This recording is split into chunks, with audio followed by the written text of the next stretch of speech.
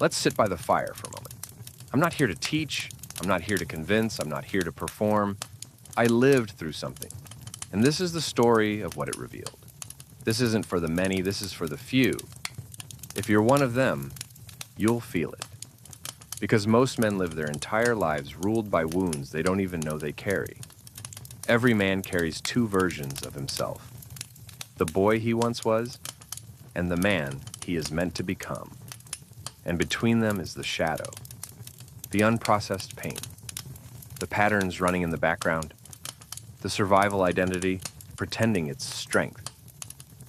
There comes a moment in a man's life when the world he's built begins to crack. Not because it's broken, but because he's breaking out of a shell he's outgrown. At first it's quiet, a sense that something is off, a restlessness in the chest, a tension that never fully dissolves. Then something happens. A breakup, a betrayal, a loss, a moment where everything familiar collapses.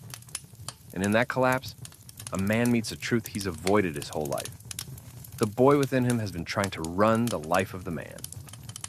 Brother, hear me clearly. You were never weak. You were unhealed. You were never lost. You were uninformed. You weren't broken. You were carrying wounds that were never yours to begin with. The sovereign man isn't born from perfection. He's born from honest confrontation. From the moment he stops running, stops blaming, stops numbing, and turns inward with courage. Every great story has an underworld, a descent into the hidden chambers of the psyche. Yours began long before you had language for it, when guidance wasn't there, when comfort was inconsistent, when the world demanded strength before it ever gave you safety. That's when the boy learned silence instead of expression, survival instead of trust. And in that darkness, another version of you was formed. The man who overworks, the man who hides instead of reveals, the man who performs strength instead of living it, the man who shuts down or collapses emotionally, the man who fears love because love once hurt him. This isn't weakness. This is the wounded masculine. Not immoral, not flawed, just unintegrated. And something brought you here? Maybe anxiety crept in without a reason. Maybe you found yourself repeating the same relationship. Maybe heartbreak cracked you open. Maybe life humbled you when you least expected it. Whatever it wasn't punishment. It was initiation.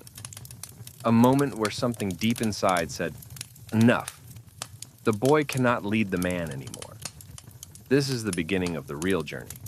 Not outward, inward. Here's the truth. Few men ever learn. A man doesn't become sovereign by avoiding pain, but by integrating it. He doesn't reclaim his power by suppressing emotion, but by understanding where it came from.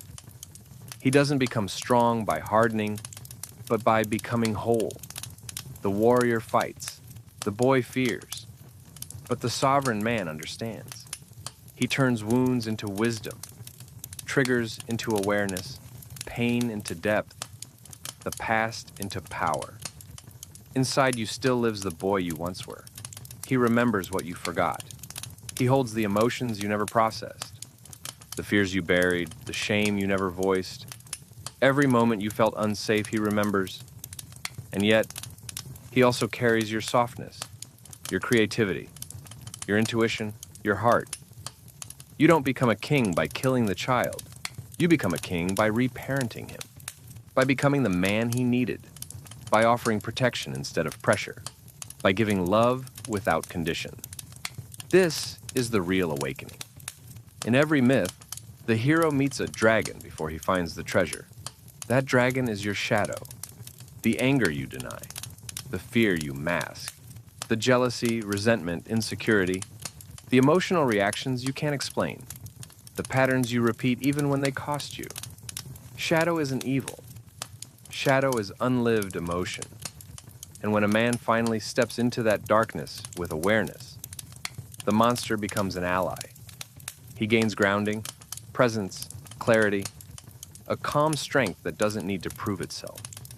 This is sovereignty. Not dominance, not posturing, not control. Sovereignty is inner authority. It's when you lead yourself, when you stop abandoning yourself, when your boundaries are clear without aggression, when your emotions are stable, when your decisions come from purpose, not survival. Your heart is open. Your standards are firm. Your presence calms the room. Your word means something to you first. This is the moment a man stops living the story he inherited and begins living the story he chooses. If you've found your way here, you're not here by accident. Not to be motivated, not to be entertained, but to remember. To remember the man beneath the wounds, the warrior beneath the fear, the king beneath the chaos. This isn't self-help. It's a rite of passage, a return. So, if you've made it this far, listen closely. You don't need to become someone else. You need to come back to yourself. The boy doesn't need more pressure. He needs protection. The shadow doesn't need more shame. It needs integration. And the ego doesn't need to die. It needs a new role. This is how a man becomes unshakable. Not by force, not by dominance, but by inner coherence. Now let me ask you something and answer it honestly in the comments. What wound do you feel has shaped you the most? The father wound, the mother wound, or the wounded boy within? And which archetype do you feel closest to right now? The warrior, the lover, the magician, or the king? Your answers matter. They shape this space. They remind other men they're not alone. If you want more of these fire talks, more initiation, more truth, more grounded masculine integration, subscribe. Because this is the path, boy to man. I'll see you at the fire.